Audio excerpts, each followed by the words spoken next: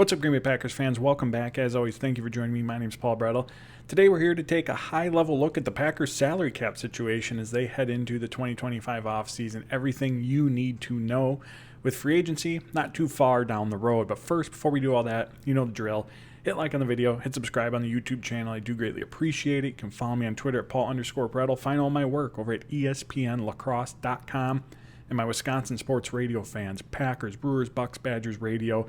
Download the 1055 ESPN Lacrosse app, everything you need. So like I said, we're going to take a high level, 101 level at the Green Bay Packers salary cap situation as they head into the upcoming offseason. All the numbers, figures that I'm going to use throughout this video are from overthecap.com. So currently, Over the Cap has the Packers with $42.14 million in available cap space. Compared to the rest of the NFL, in terms of spending power, this ranks 13th. Now, let's start here. I think an important part of this equation to keep in mind is, yes, Packers, again, by Over the Cap's projections, have $42.14 million in cap space. That is not what they have available to spend during this free agency period. Now, there's other expenses that are going to be coming down the road that are not accounted for in this figure. One of those is the Green Bay Packers draft class, right? They're going to make their picks. They're going to have to sign those players to rookie deals. Those cap hits are going to count towards the 2025 year and beyond. Over the Cap projects that that's going to be roughly $3 million in cap space from that $42 million figure. In addition to that, the Packers are going to need funds available for any potential in-season spending. Now, this in-season spending doesn't mean they're going to go out and make a big trade before the deadline or make a big addition during the season, but there's little things along the way that adds up. One, every time you elevate a player from the practice squad to the game day roster, they're now getting paid like an active roster player. That takes up more, that's more money, that's more cap space. You want reserves for any in-season additions you might make. And like I said, these don't have to be high profile, big name signings, trades, whatever it might be that the Packers have made. Throughout the seasons, recent seasons under Brian Gutekunst, we've seen them add a Jared Valdir to bolster the offensive line, Whitney Mercilus a few years ago to bolster the defensive line depth. Those additions, of course, are going to require more cap space. And then there's bonuses that players can earn throughout the year. Maybe it's playing time bonuses, maybe it's production bonuses, whatever it might be that's baked into their contract. Those dollars that they earn along the way throughout the year are going to account for cap space. So Packers need in-season reserves available to account for those costs and other things that we haven't even mentioned. I think typically teams want to be probably closer to the $10 million range, but in the $5 to $10 million range in terms of just available flexibility cap-wise as the upcoming season is unfolding. Another expense, again, not factored into that $42 million, is assembling the practice squad. That's going to take up some potential cap space as well. So, again, there's a lot of other expenses coming down the road that are going to eat away to a degree at that $42 million figure. So when you see these numbers, when you hear folks talking about how much cap space is out there, not all of that is meant to be spent in free agency. So I would say realistically and perhaps a little bit conservatively on my part in trying to identify what do the Packers actually have to spend in free agency this offseason, I would say they're in the $25 to $30 million range rather than at that $42 million mark. So if the Packers spending power this season is in the $25, $30-ish million range for this upcoming free agency period, is that enough?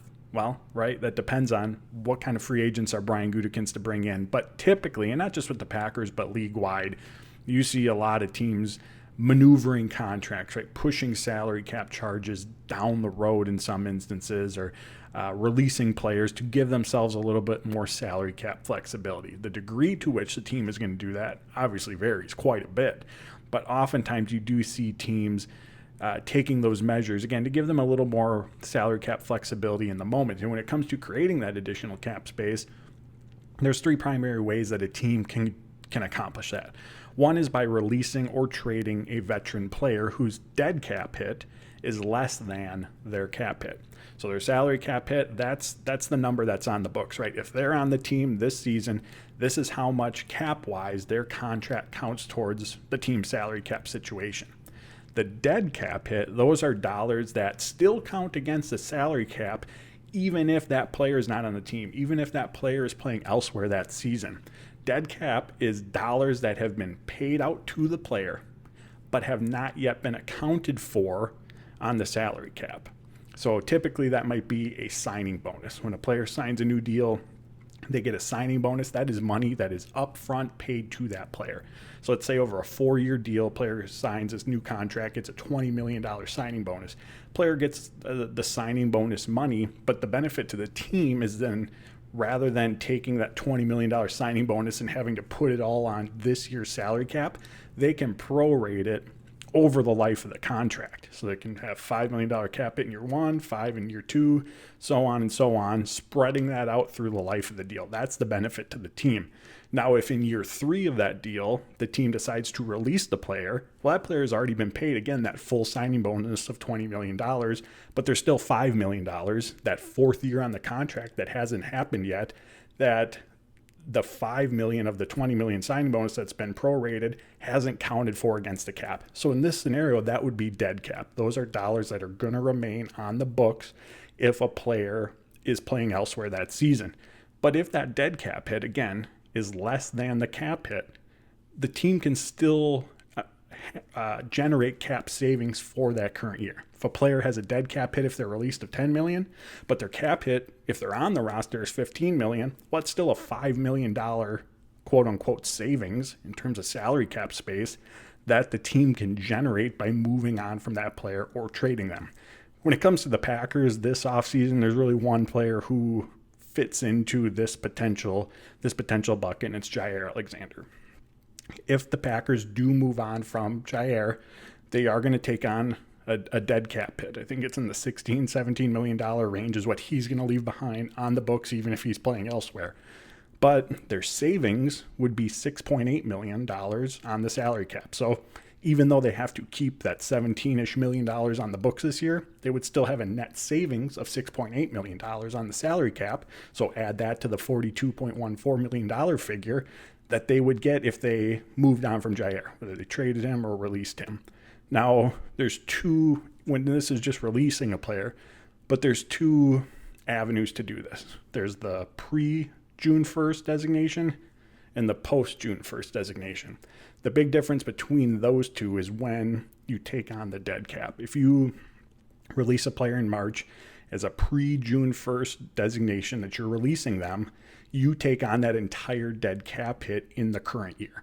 So that $17 million, if the Packers were to release Jaire Alexander, that $17 million dead cap hit, they would take on fully in the 2025 salary cap year. And again, they would get that $6.8 million in savings. If they released him in March but designated him as a post-June 1st release, the dead cap hit that the Packers are taking on would then be spread out over this year and next year. So the benefit of doing that is the cap savings would go from $7 million to $17 million this year. The downside is that rather than getting the dead cap off the books in 2025 and being free of the contract in 2026, Packers would have dead cap hit this year of around $8 million and dead cap hit next year of around $8 million. So that's just some of the nuance that comes with that avenue again. And that's when, if you're just going to strictly release a veteran player whose dead cap hit is more than their cap hit, but that is one avenue when it comes to creating additional cap space. Now, the second way that a team can create cap space in the current year is through a contract restructure. And the Packers did a lot of this during the 2021 and 2022 off seasons, those final years with Aaron Rodgers, as Gutekunst tried to keep that core of veteran players intact for each of those seasons. And there's obviously a lot to all this, but to the restructure one specifically, as we're talking about here, there's a ton of nuance that goes into this. Again, this is a high-level 101 version of the mechanics behind these cap-saving moves. But in short, the contract restructure, it's kicking the salary cap can down the road. You're taking cap charges from the current year and you're throwing them to future years on contracts. Now, ideally, the players that you're restructuring contracts with have multiple years left on their contracts, so you have somewhere to push those salary cap charges to. And typically, and again, this is a very basic example of how this could work. But one example with a restructure is a base salary. The player's base salary, that dollar amount is fully accounted for in this current year's salary cap. So if a player has an $8 million base salary, that $8 million is going to fully count towards their cap hit this season. Now, when it comes to a restructure, a team might take a portion of that $8 million and convert it to a signing bonus, which, like we talked about earlier, the benefit of that for the team is they can then prorate that amount over the life of the contract. So, for example, player has an $8 million base salary in 2025, and he has 3 years left on his contract, 2025, 2026, 2027. The team could take $6 million of that base salary, convert it to a signing bonus.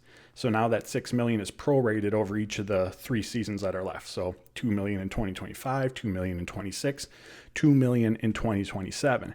The net result of that is that the current year's salary cap hit of that player has decreased by $4 million, right? Because you took $2 million to 2026 and $2 million to 2027. Now the salary cap for that player in 2026 has just increased by $2 million. In 2027, it's just increased by $2 million as well.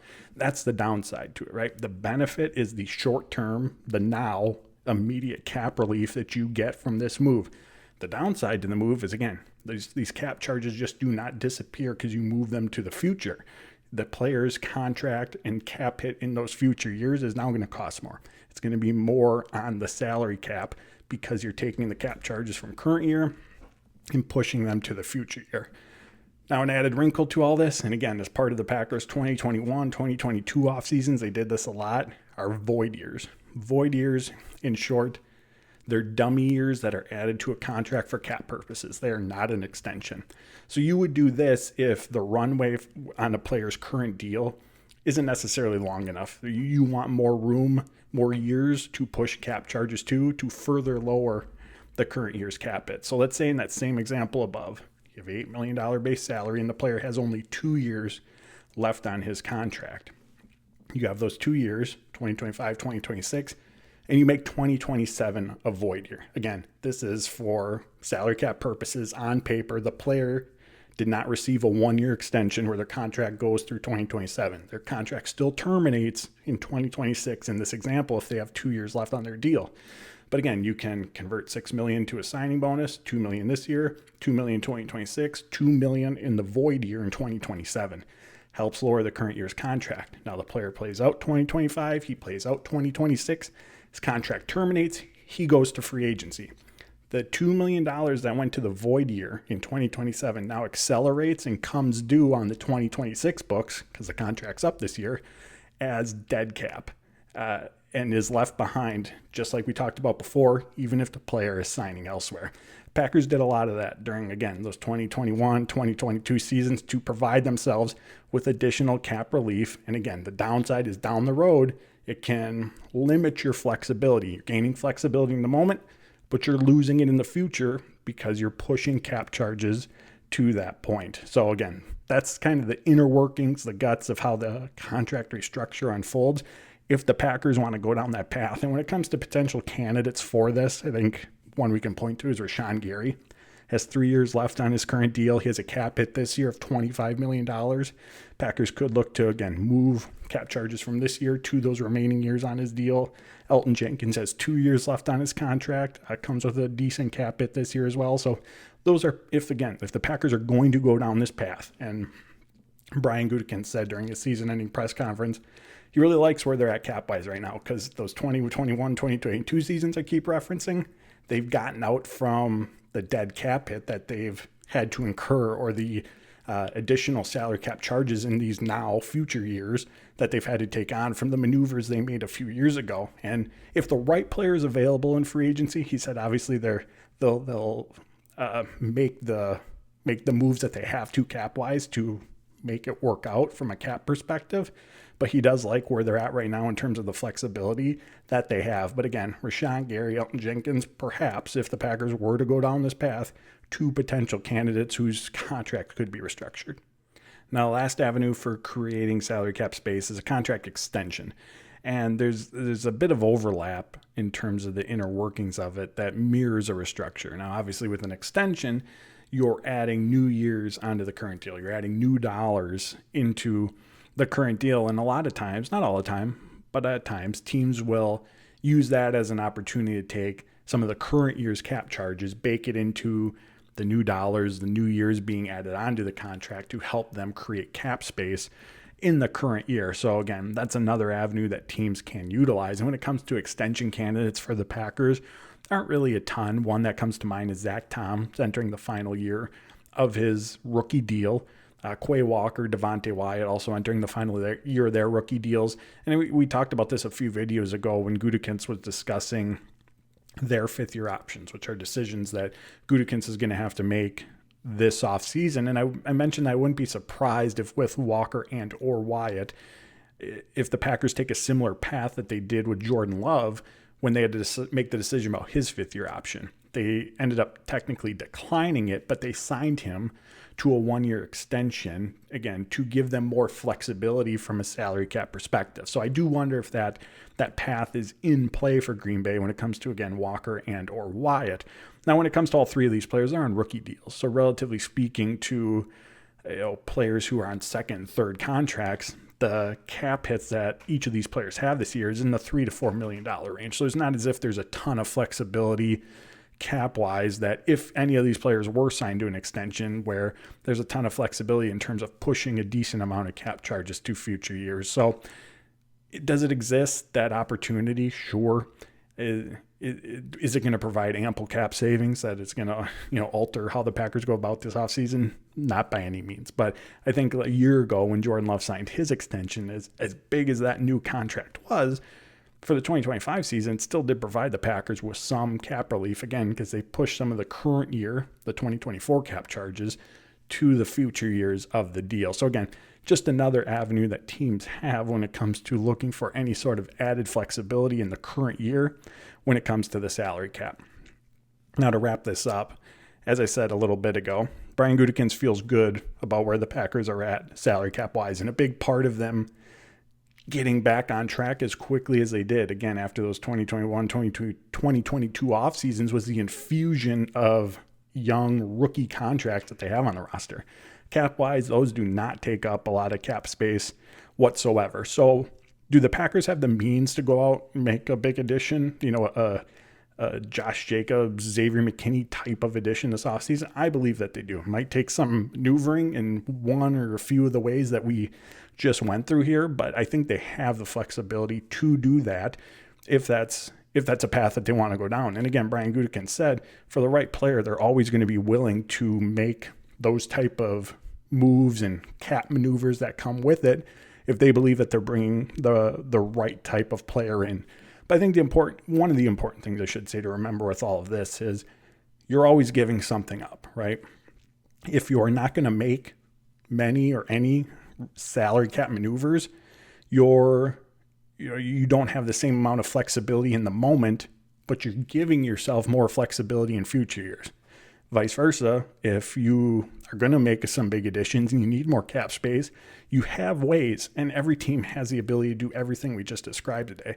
You have the ability to create cap space in the moment. But remember, those cap charges just don't disappear.